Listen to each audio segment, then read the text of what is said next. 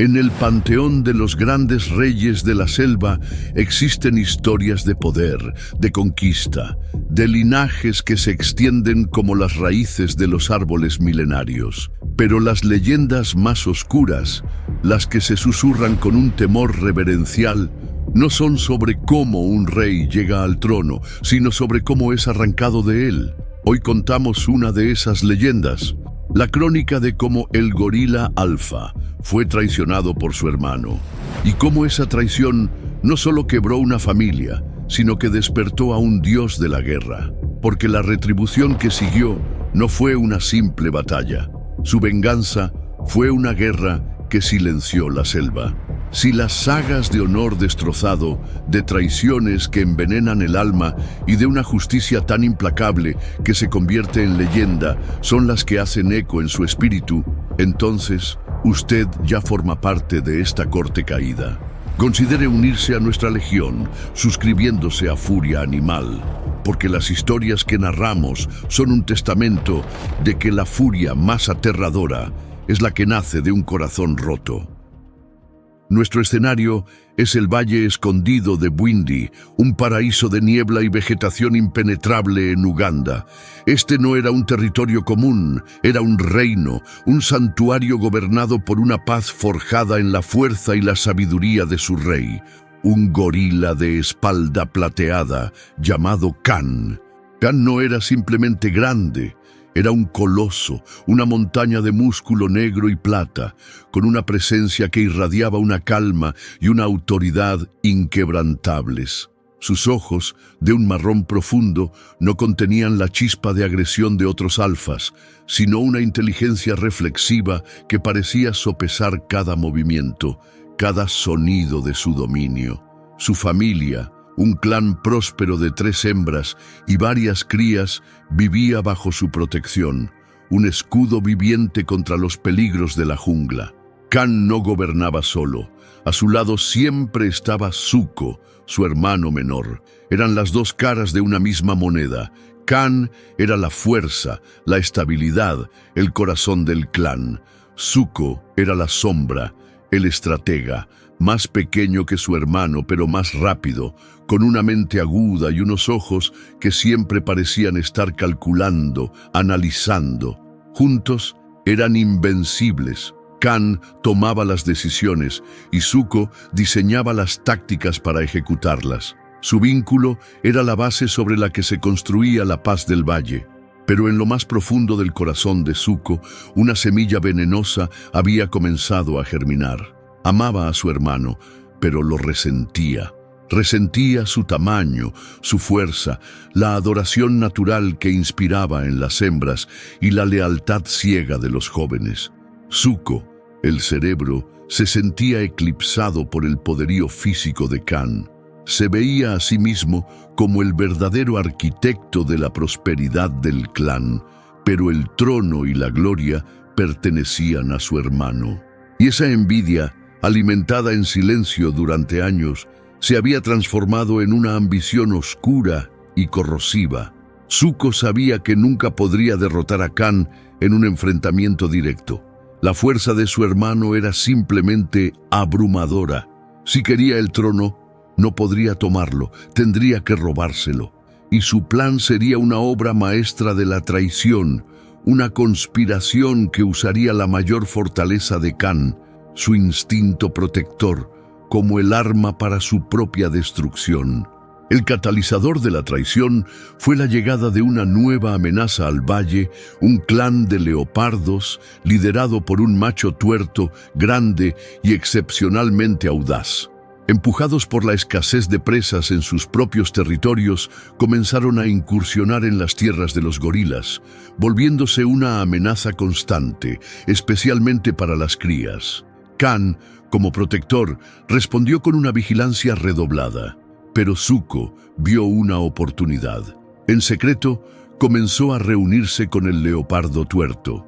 No fue una negociación entre iguales, fue un pacto con el diablo. Zuko, usando su conocimiento íntimo del territorio y de los hábitos de su propio clan, le ofreció al leopardo un trato. Le entregaría a la cría más joven de Kan, un infante que apenas se separaba de su madre, a cambio de la ayuda del clan de leopardos para eliminar a Khan. Para el leopardo era un trato perfecto, una presa fácil y la eliminación de su mayor rival. La trampa fue tendida con una precisión diabólica. Zuko, fingiendo pánico, alertó a Khan de que un grupo de leopardos había acorralado a una de las hembras cerca del río. Khan, fiel a su naturaleza, reaccionó instantáneamente. «Zuko, reúne al resto. Yo iré adelante», ordenó, sin sospechar que estaba corriendo hacia su propia perdición. Cuando Khan llegó a la orilla del río, no encontró a una hembra acorralada. Encontró al leopardo tuerto y a sus dos lugartenientes más fuertes esperándolo. Era una emboscada. Pero lo que Khan no sabía era que la verdadera trampa estaba a sus espaldas. Mientras él se preparaba para una lucha de 3 contra 1, Zuko, su propio hermano, emergió de la espesura detrás de él. La batalla fue de una brutalidad inimaginable. Khan luchó como el rey que era, un torbellino de furia plateada. Se enfrentó a los 3 leopardos con una fuerza que parecía desafiar las leyes de la física. Pero mientras luchaba por su vida, Zuko atacó. No lo atacó de frente. Se abalanzó sobre la pata trasera de Khan, su mordida profunda y diseñada para incapacitar, no para matar. El rugido de dolor y sorpresa de Khan fue terrible. La herida en su pata lo hizo tropezar, y en ese instante de vulnerabilidad, los 3 leopardos se abalanzaron. No hubo honor en la pelea, fue una ejecución. Garras y dientes desgarraron su cuerpo, lo empujaron, lo hirieron, hasta que finalmente cayó por un pequeño terraplén, rodando hasta la orilla del río, su cuerpo roto y ensangrentado. Zuko observó desde arriba, su rostro una máscara de fría satisfacción. El rey había caído, se giró hacia el leopardo tuerto. «El trato está cumplido», dijo. El leopardo, a su vez, cumplió su parte. Esa noche, mientras el clan de gorilas lloraba la supuesta muerte de su rey en un trágico accidente, el clan de leopardos atacó la guardería. El caos y la oscuridad cubrieron el sonido de la verdadera tragedia. Zuko, al amanecer, se presentó ante su familia devastada como el único líder que quedaba. Con lágrimas falsas en los ojos, culpó enteramente a los leopardos, jurando una venganza que nunca tuvo la intención de cumplir. El traidor se sentó en el trono, su reinado asegurado por la sangre de su propia sangre. Pero en la orilla fangosa del río, a kilómetros de distancia, un rey se negaba a morir. Khan estaba vivo, gravemente herido, con el cuerpo destrozado y el espíritu hecho añicos, pero vivo. La corriente lo había arrastrado lejos de su hogar, salvándolo de la muerte, pero condenándolo a un exilio de dolor y agonía.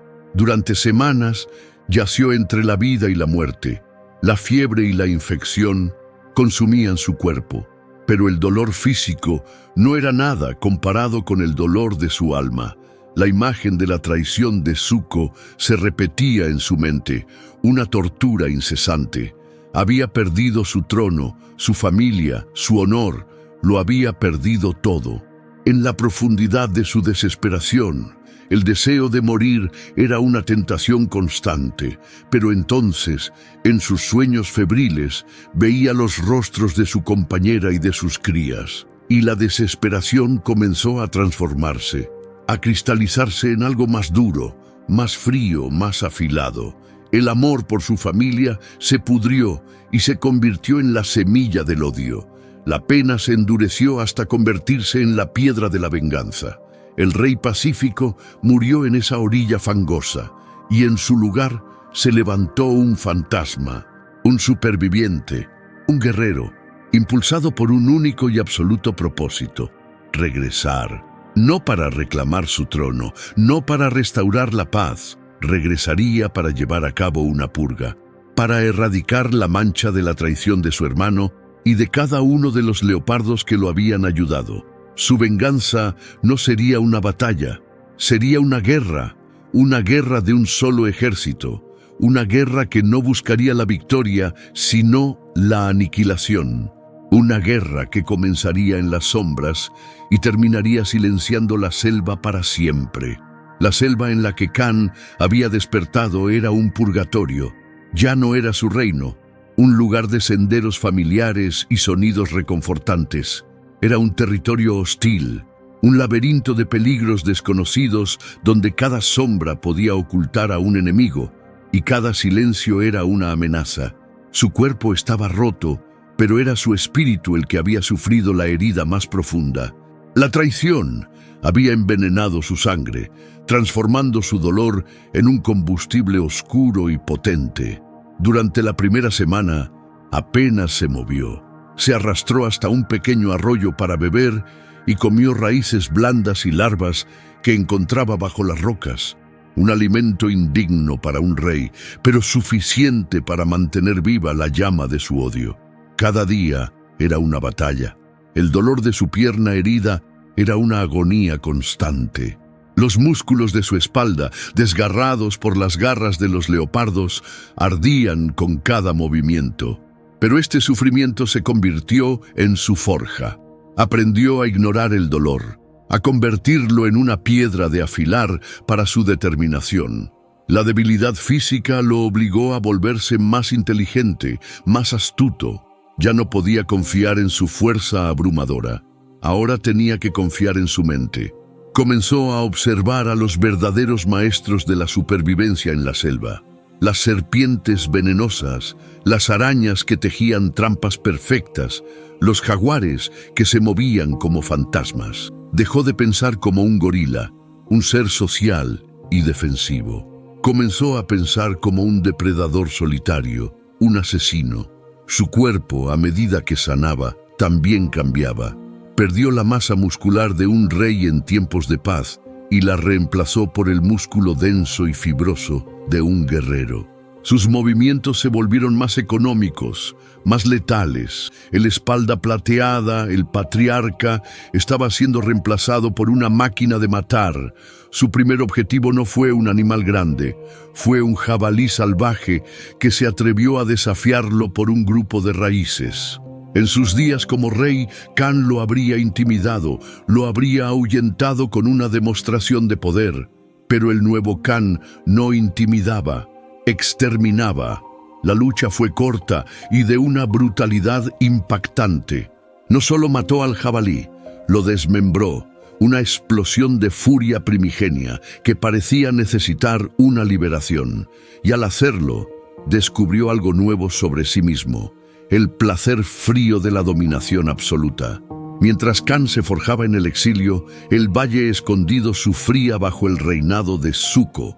El nuevo rey gobernaba con miedo y paranoia. Sabía que su trono había sido construido sobre una mentira y veía traidores en cada sombra. Se alió estrechamente con el clan de leopardos, permitiéndoles cazar dentro del territorio de los gorilas a cambio de su protección y de una parte de sus presas. La paz del valle se rompió. Las hembras gorilas vivían en un estado de ansiedad constante, siempre vigilando a sus crías de los nuevos depredadores que ahora caminaban libremente entre ellos. La armonía que Khan había construido se había hecho añicos. Después de meses de recuperación y autoentrenamiento, Khan supo que estaba listo. Su cuerpo estaba curado, más fuerte y letal que nunca. Su mente era una navaja afilada, centrada en un único propósito. Pero no regresó a su hogar rugiendo, buscando una confrontación directa. La venganza, había aprendido, no era un plato que se servía caliente, sino uno que se preparaba lentamente, con una precisión glacial. Regresó a su antiguo reino como un fantasma. Usó senderos olvidados, se movió de noche, su enorme cuerpo fundiéndose con las sombras. Lo primero que hizo fue observar. Durante semanas se convirtió en un espectro invisible, estudiando el nuevo orden de su valle. Vio la tiranía de su hermano, vio el miedo en los ojos de su antigua familia y vio la arrogancia del clan de leopardos, que ahora actuaban como los verdaderos dueños del lugar. y su odio se solidificó, convirtiéndose en un plan de guerra metódico y aterrador. Su venganza no sería una sola batalla, sería una campaña, una guerra de guerrillas dividida en 3 fases. Fase 1, desmantelar el ejército del enemigo. Fase 2, destruir la moral del enemigo. Fase 3, la ejecución del rey traidor. La primera fase comenzó con el leopardo más débil del clan. Kan lo había estado observando. Era un macho joven, demasiado confiado, que a menudo se alejaba del grupo para cazar solo. Kan no lo emboscó, lo acechó, lo aterrorizó. Durante 2 días jugó con él. Hacía ruidos en la oscuridad, dejaba rastros que llevaban a ninguna parte. Aparecía como una sombra fugaz en la periferia de su visión. Llevó al joven leopardo al borde de un ataque de nervios, y en la segunda noche, cuando el leopardo estaba exhausto y aterrorizado, Kan atacó. No fue una lucha, fue una ejecución, rápida, silenciosa, brutal. No dejó el cuerpo para que los carroñeros lo encontraran. Lo arrastró a lo alto de un árbol y lo dejó allí, colgado de una rama, una advertencia macabra, un mensaje para el resto del clan. Uno a uno, comenzó a cazar a los leopardos. Usaba la propia selva como su arma, provocaba pequeños deslizamientos de tierra para separar a un individuo del grupo, usaba su conocimiento de los ríos para atraerlos a trampas de agua. Se convirtió en el Coco, el monstruo que se esconde en las sombras del que las madres leopardos advertirían a sus cachorros si alguna quedaba viva para hacerlo. El clan de leopardos, antes arrogante y confiado, se sumió en el pánico. No entendían qué estaba pasando. Solo sabían que sus miembros estaban desapareciendo, uno a uno, víctimas de un asesino fantasma que no dejaba más rastro que la muerte. Zuko, el rey usurpador, también sintió el terror. Sus aliados, su ejército, estaban siendo desmantelados, y sabía, en lo más profundo de su alma culpable, quién era el responsable. El fantasma de su hermano había regresado del infierno para arrastrarlo con él. Se volvió aún más paranoico, rodeándose de los leopardos restantes, negándose a salir de la seguridad de su refugio principal. Con la fase 1 casi completa, Kan pasó a la fase 2, destruir la moral. Ya no cazaba leopardos. Comenzó a cazar para su antigua familia. Por la noche, mataba a un jabalí o a un antílope y dejaba la carcasa cerca de donde dormían las hembras y las crías, pero lejos de Zuko. Era un acto de un poder y una generosidad desconcertantes. Las hembras, al principio temerosas, comenzaron a aceptar los regalos. Estaban hambrientas, ya que la incompetencia de Zuko y la presencia de los leopardos habían hecho que la caza fuera difícil. Y con la comida llegó el recuerdo de un tiempo en que no vivían con miedo, un tiempo en que un verdadero rey las proveía y las protegía. Zuko, al ver esto, se enfureció, acusó a las hembras de traición, las atacó, intentando reafirmar su autoridad con la fuerza bruta, pero solo logró aumentar el resentimiento y el miedo. El clan se estaba pudriendo desde dentro, exactamente como Kan había planeado.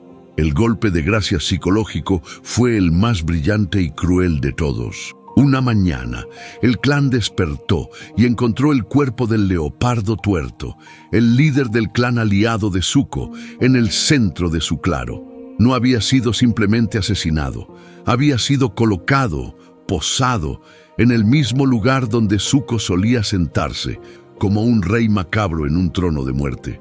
El mensaje era inequívoco: he matado a tu aliado más fuerte, ahora vengo a por ti.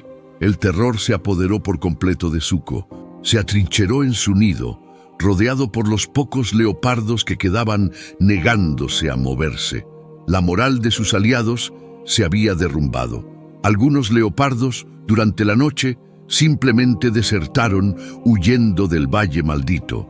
La fase 2 estaba completa.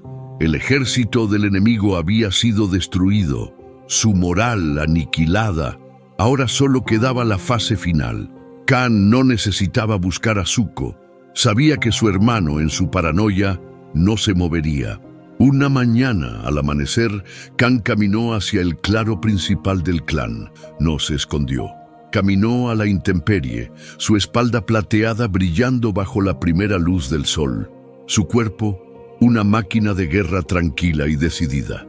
Las hembras y las crías lo vieron y en lugar de huir, se apartaron creando un camino para él. Era un gesto de sumisión, de aceptación. Reconocían a su verdadero rey. Zuko, al oír el silencio de su clan, salió de su nido. Vio a su hermano. El fantasma que había atormentado sus sueños estaba allí, en carne y hueso. Era Khan, pero al mismo tiempo no lo era. El gorila que tenía delante era más delgado, más oscuro. Sus ojos no contenían la serenidad de antes, sino el vacío frío de un abismo. «Hermano», siseó Zuko, intentando mantener una fachada de autoridad. «Esa palabra murió contigo en la orilla del río», respondió Khan. Su voz era el sonido de rocas rompiéndose. No hubo más palabras. La batalla final no fue un duelo prolongado. Fue una ejecución. Zuko, debilitado por semanas de miedo y hambre, luchó con la desesperación de un animal acorralado, pero Khan no luchaba con emoción, luchaba con una precisión quirúrgica, con una eficiencia aprendida en el exilio. Cada golpe de Khan estaba diseñado para incapacitar. Rompió el brazo de Zuko, luego su pierna. Desmanteló a su hermano pieza por pieza, de la misma manera que Zuko había desmantelado su vida, su familia, su alma. Finalmente, con Zuko inmovilizado y derrotado, Khan se inclinó sobre él. Zuko miró a los ojos de su hermano, buscando un atisbo del rey noble que había conocido. No encontró nada, solo un vacío helado. La venganza de Khan no terminó con la muerte de su hermano. Terminó con el silencio. Cuando el último aliento de Zuko se desvaneció, un silencio absoluto cayó sobre el valle. Los pájaros callaron. El viento se detuvo. Era como si la propia selva contuviera la respiración en presencia de la justicia terrible que acababa de presenciar. Khan se irguió, el rey retornado, el vengador. Miró a su antigua familia, que lo observaba con una mezcla de miedo y reverencia. Sabía que nunca podría volver a ser el rey que fue. La traición y la guerra lo habían cambiado para siempre. Gobernaría el Valle Escondido por el resto de sus días, no con la paz de su juventud, sino con la sabiduría sombría y vigilante de un rey que había ido al infierno para reclamar su trono, y que al hacerlo, se había convertido en parte de ese mismo infierno. La guerra había terminado y la selva, finalmente, guardó silencio.